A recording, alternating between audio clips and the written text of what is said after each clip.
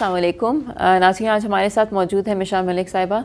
आज हम इनसे थोड़ी सी जानेंगे इनकी जर्नी। हम सब जानते हैं कि ये यासीन मलिक साहब हैं जो कि तिहाड़ जेल में, जो कि सबसे नोटोरियस जेल है, उसमें वो पाबंद सलासिल हैं। पिछले 2019 से वो फरवरी 2019 से उनको रखा गया वहाँ पे।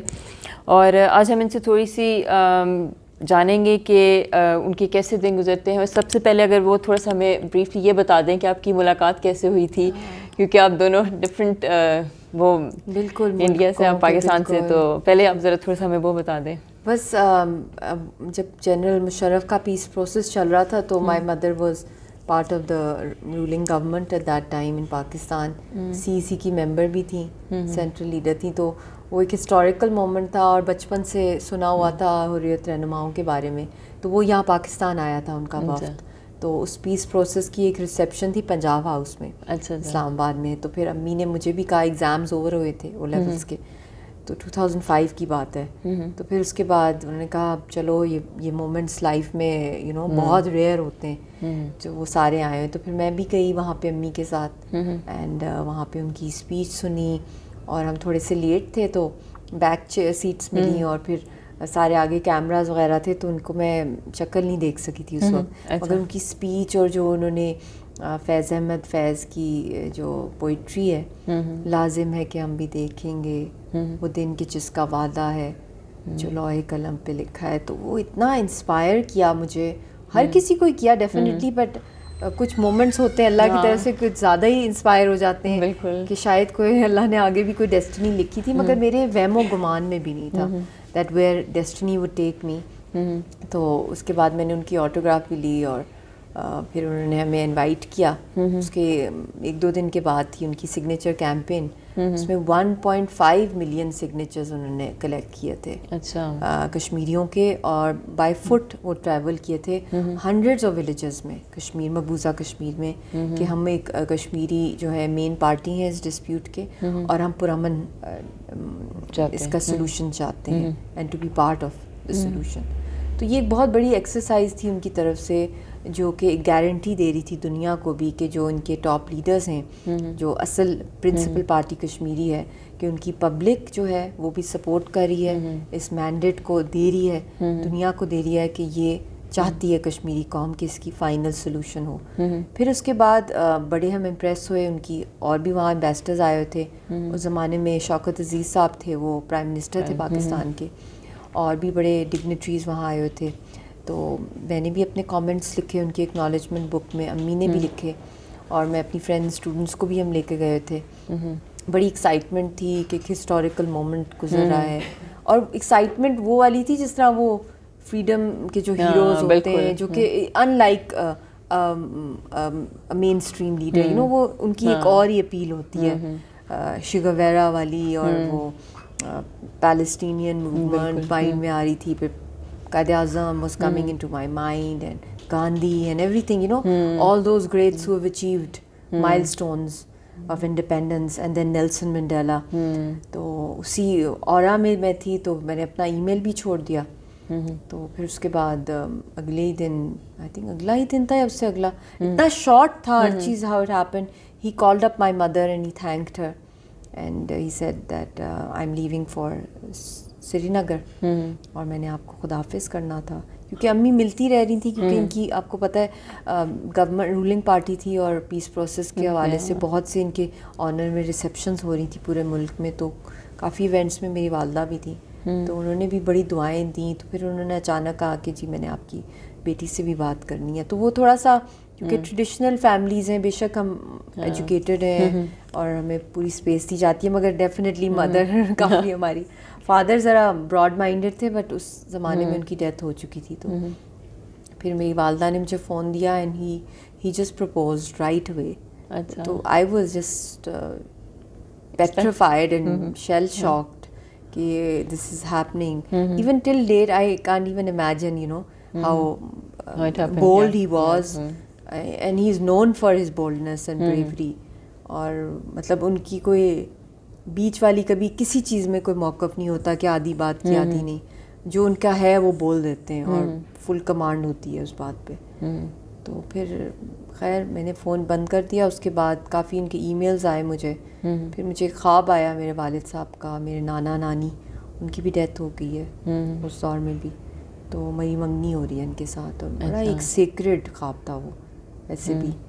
تو پھر میں نے اپنی والدہ کو بتایا تو وہ بھی گھبرا گئی تھی. تو پھر اس کے بعد تھوڑا بہت چیٹنگ شروع ہوگی, بٹ وہ چیٹنگ جو ہوتی تھی my mother didn't know much because it was very you know I was studying and ان کی بیٹل گراؤنڈ میں وہ لیڈ کر رہے ہیں. اور پھر آپ یاسین کی اگر آئی ایم شیور کیونکہ یو آر اے جرنلسٹ آپ کو پتہ ہے, in like other leadership in کی لائف میں مطلب کہ روز موت سے انہوں نے کھیلا ہے بالکل لٹرلی. تو اتنی پیرنٹس کے لیے تو یہ چیز ہوتی ہے کہ شادی اسی لیے کرتے ہیں کہ سیکیورٹی ہوتی ہے اپنی اولاد کے لیے, آگے ایک فیملی ایکسٹینڈ ہونی ہوتی ہے اگلی جنریشن کے لیے. تو یہاں تو ایسا کچھ بھی نہیں تھا. اور پھر I was a youngest child, اور پھر امریکہ ہی گئے 19 سالوں میں, میرے بھائی کو بھی ملے اور کنونس کرنے کی کوشش کی. تو سب کو پسند تھے, بٹ صرف یہی تھا کہ یہ تو ہر وقت یا تخت ہے تختہ والا ان کی لائف ہے اور کچھ بھی ہو سکتا ہے. تو پھر then they so my will also, so 4-5 years we waited, and because I was studying and then we got married because I also really loved him. بس اینڈ وہ جو ہم لوگوں کا آپس کی that bonding we have, it is ماشاء اللہ اٹ از دا سیم. جتنا بھی ڈسٹینس ہوا ہے اس سے کوئی نہ ان کو فرق پڑا ہے نہ مجھے, مطلب کہ ہماری وہ ایموشنس کے اندر زیادہ وہ اسٹرانگ ہو. اور چیلنجز بھی, عجیب سی بات ہے کہ دوری میں اور بھی زیادہ چیلنجز بھی آئے ہیں بالکل. تو we are like soul mates ماشاء اللہ ماشاء اللہ. یس. اچھا, تو اب جب سے آپ کی کتنے عرصے سے ان سے بات چیت نہیں ہوئی ہے؟ اب 2 سال ہو جائیں گے ابھی 22 فیبروری کو, کیونکہ 22 فیبروری کو ان کو ریسٹ کیا تھا ہماری 10th ویڈنگ اینیورسری پہ. تو 12 سال ہو جائیں گے ہماری. اور بالکل کوئی بات چیت نہیں ہے آج کل؟ کوئی بات چیت نہیں ہے, نہ ٹیلی گرام ہے, نہ ہم لیٹر بھیج سکتے ہیں, کوئی کچھ بھی نہیں ہو سکتا, نہ کوئی آن لائن ان سے کوئی اسکائپ کے تھرو الاؤڈ. حالانکہ یہ آج کل کیا یہ شروع سے الاؤڈ ہیں, یہ بیسک ہیں یہ رائٹس کسی بھی پرزنر, چاہے مرڈر ہے, ٹیررسٹ ہے کوئی, یہ ان کو رائٹ دیا جاتا ہے کہ وہ اپنی فیملی سے, مگر واحد ان کو یہ رائٹ نہیں دیا جا رہا. دوسروں کو بھی بہت مشکل ہے, مگر ان کی پھر بھی فون پہ بات ہو جاتی ہے. مگر ان کے ساتھ جو کیا جا رہا ہے, اور وہ بہت حد تک, مطلب میں کہہ رہی ہوں آپ کو کہ ان کو انہوں نے پورا ایکسیکیوٹ کرنے کا جو پلان بنایا ہوا ہے اس کی طرف یہ لے کے جا رہے ہیں. وہ جو انہوں نے پرانے کیسز نکالے ہیں. جی پرانے. تو آپ کو کیا مطلب, آپ کو اس دوری کی وجہ سے آپ کو کیا زیادہ ہمت بنتی ہے کشمیر کی جدوجہد کے لیے, کہ آپ کو کیسا فیل ہوتا ہے کہ لائک کئی مومنٹس ہوتے ہیں کہ آپ بہت زیادہ ویک فیل کرتی ہیں, یا یہ چیزیں آپ کی زیادہ اسٹرینتھ بنتی ہیں؟ دیکھیں, ایک جگہ پہ اسٹرگل ہے, ایک جگہ پہ آپ کی فیملی لائف ہے, اور پھر ایک جگہ پہ بچی ہے جی, پھر ایک جگہ وہ جیل میں ہے. پھر انہوں نے مجھے کہا ہوا ہے کہ جب میں جیل میں جاتا ہوں تو مجھے رونا دھونا نہیں پسند ہے, بیکاز اگر آپ میری وائف ہیں تو you have to be strong, اور آپ جب بھی باہر نکلیں بڑے کانفیڈنس سے, بی ویل ڈریسڈ, رونا نہیں ہے, ہلکے نہیں ہونے چاہیے, اپنی ہیلتھ کا خیال رکھنا ہے, اور آپ نے ایسے بیٹل لڑنی ہے کہ جیسے کہ ہم نے جیت لیا. یہ ان کا فلاسفی ہے لائف کی. ویسے بھی ان کا ایک ایٹیٹیوڈ ہے not to give a damn about what the tide is, یا فیور میں ہے یا نہیں ہے. وہ ایک مست ہیں, دیوانگی کی حد تک ان کو عشق ہے اپنی آزادی کے ساتھ, اور اس گول میں ان کو, مطلب ان کے لیے یہ عبادت ہے. اچھا. اور وہ چاہتے ہیں کہ میرا بھی مطلب, مگر میں مطلب پھر بھی یو نو ایک جو آپ کو ایک نیچرل ایک چیز ہوتی ہے کہ آپ کی فیملی سیف ہو, سیکیور ہو, اور ایک وہ جو تلوار لٹکتی رہتی ہے اس کی وجہ سے کافی دفعہ موڈز میرے ہو جاتے ہیں ڈاؤن بھی. اور پھر میری والدہ ہی مجھے سنبھالتی ہیں, اور پھر وہ بہت بڑا ایک وہ لائنس ہے میری لائف کے اندر, راک ہے.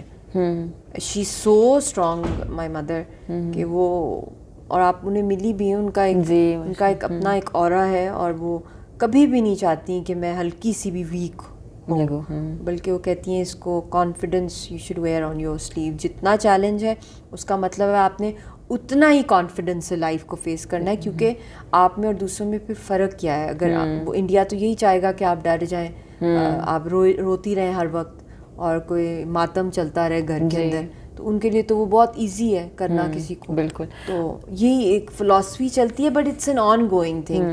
And nowadays we are very disturbed.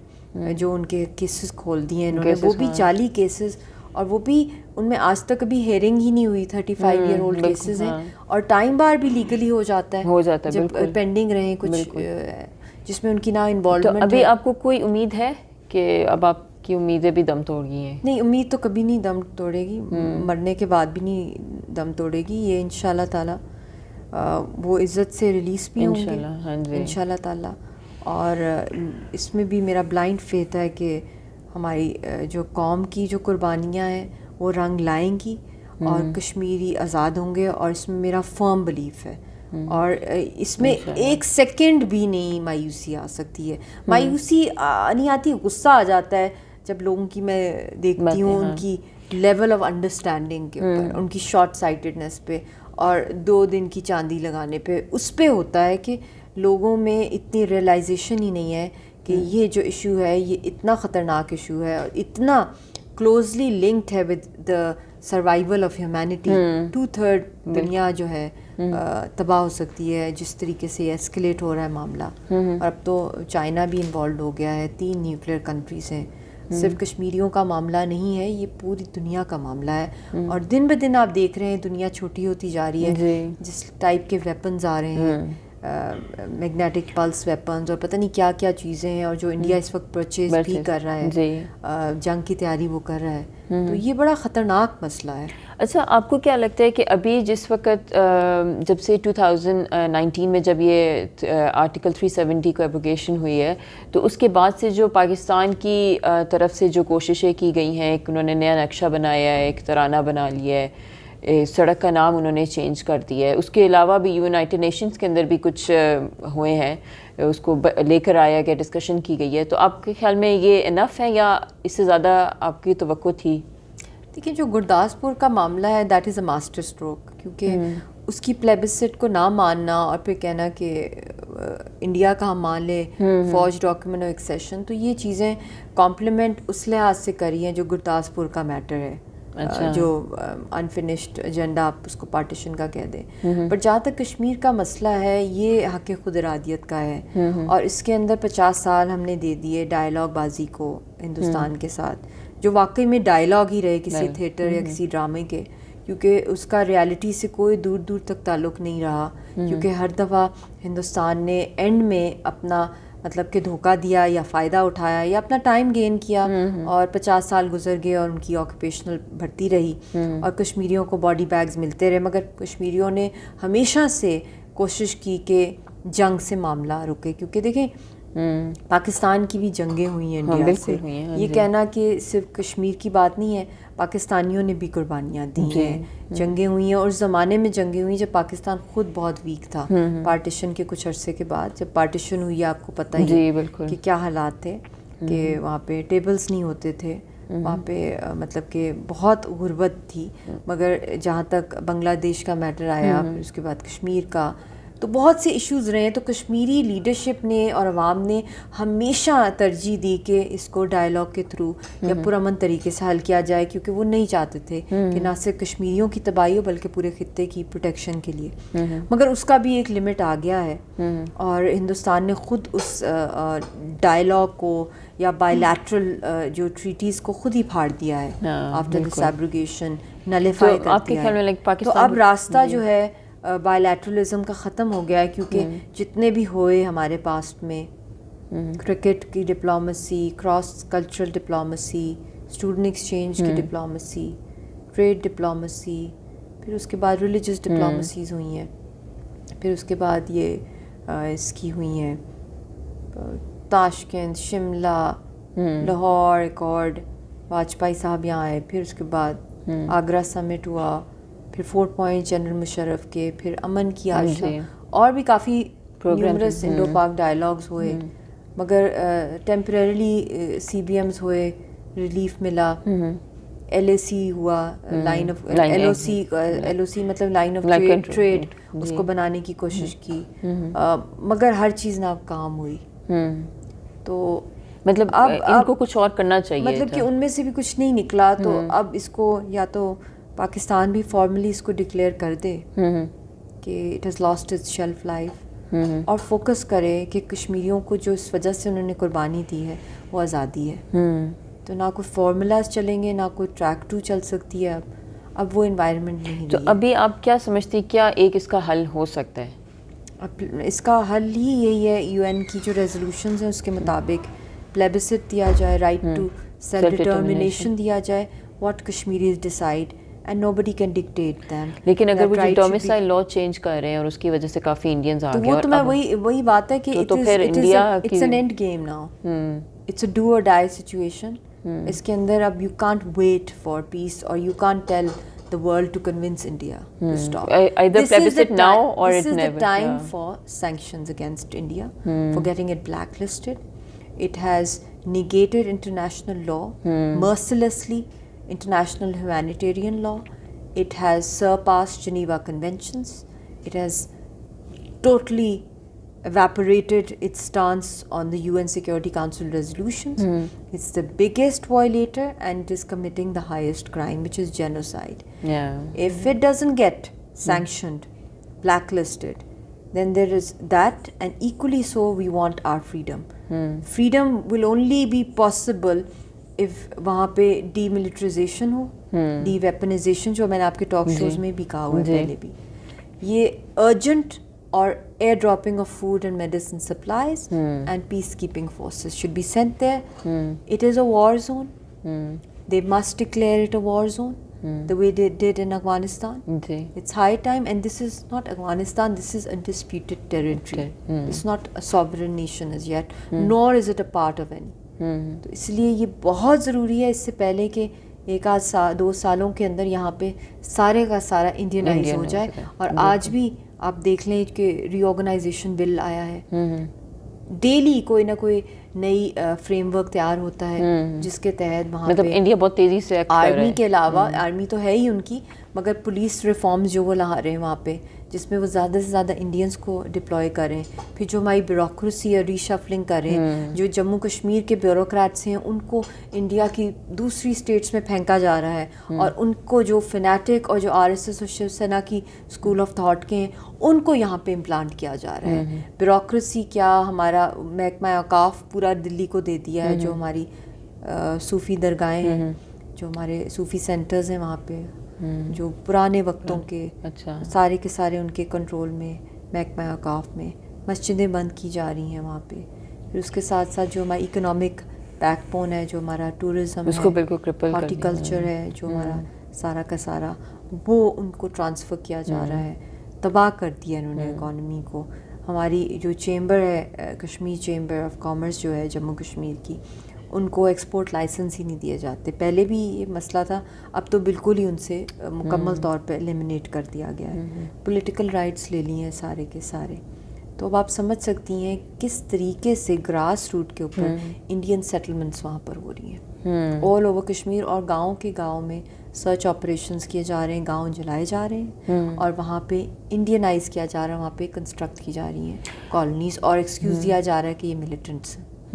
اچھا, ابھی آپ کو امریکہ سے کچھ امیدیں ہیں؟ جیسے ابھی ہم دیکھتے ہیں کہ ڈیموکریٹ کی پارٹی آئی ہے اور ان کا تھوڑا ہے ہمارے لیے, اور ابھی ریسنٹلی انہوں نے 5 فیبروری کو بھی ریکگنائز کر لیا, اور from next year on words ہوگا امیریکن ڈے, ہوگا Kashmir American day. Kashmir American day ہے, نیو یارک کے گورنر نے کیا ہے, and we welcome this step, and we expected this long before from the Americans, because this is one of the permanent 5 countries, اور ان کا بہت بڑا رول رہا ہے پاسٹ میں بھی. انڈیا پاکستان کی جب بہت زیادہ ایسکلیشن بڑھ جاتی تھیں تو سمر ڈاؤن کرنے کے لیے, اور بل کلنٹن نے جب پاور میں آئے تھے تو انہوں نے پیس پروسیس اسٹارٹ کیے تھے.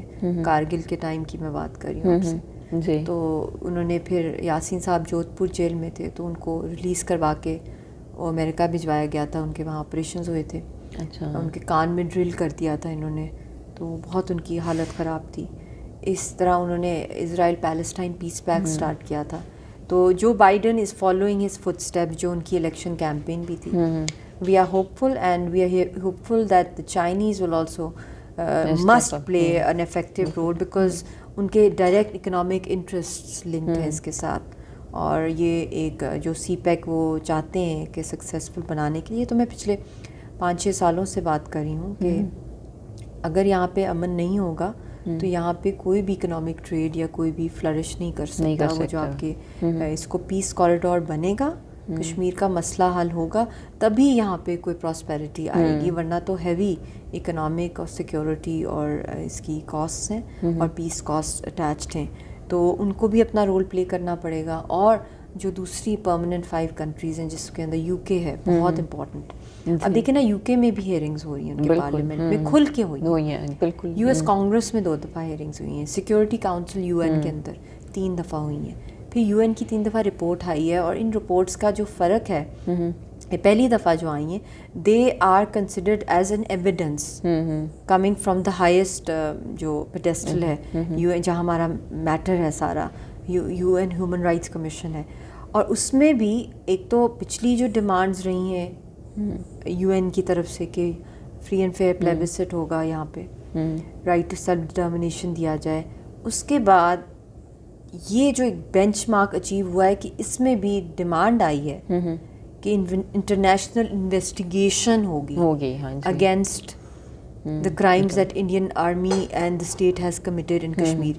مطلب یہ نہیں ہے کہ صرف کہ جو وہ جس سال میں 2018, 19, 20 میں جو رپورٹس آئی ہیں کہ اس ایئر کی ہی کمیشن بنے گی, اس سے پہلے انویسٹیگیشن ہوگی. آل تھرو آؤٹ ہسٹری جتنا ان کا ٹائم رہا ہے آف آکوپیشن, تو یہ کسی بھی وقت دنیا کا فوکس جس طرح تبدیل ہو رہا ہے, ہو سکتا ہے بہت جلد کہ ایک ٹائم آئے گا کہ ایک ایک خون کا ان کو حساب دینا پڑے گا. اور یہ نہیں ہے کہ صرف ہمیں آزادی ہی ملے گی, ہمیں حساب بھی ملے گا. اس کی بھی انہوں نے شک ڈال دی. اب یہ کہنا کہ جی یو این میں تو ابھی 70 سالوں سے ہمارا مسئلہ ہے, وہ نہیں اس پہ بولے تو اس پہ کہاں بولیں گے.